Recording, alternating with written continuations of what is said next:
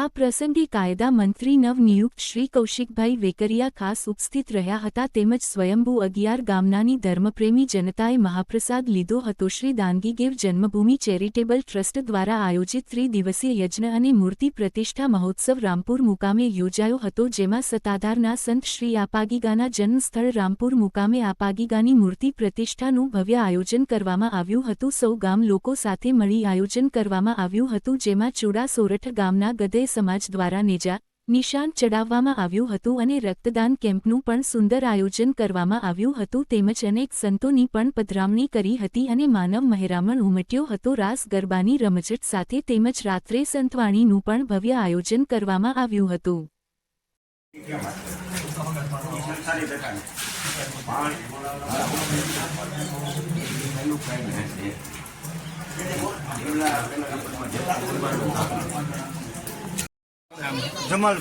જમાલભાઈ ચુડાથી પધાર્યા છે, એમનો પણ ચંદ્રેશભાઈ રોડું ચાલ રૂપી પ્રસાદ આપી રહ્યા છે।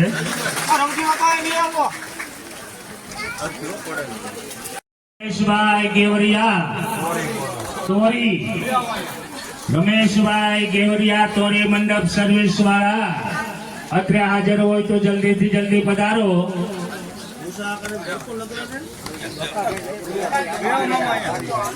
આપાગીગાના વંશજ બકાભાઈ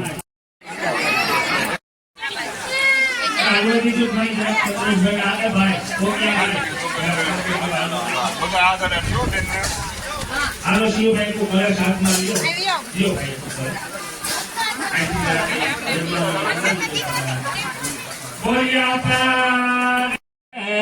गंगणपतये स्वाहा बेनामा गूगल गंगणा बोल देवारिया बेले एमा मुको अथ महारुद्र देवता होम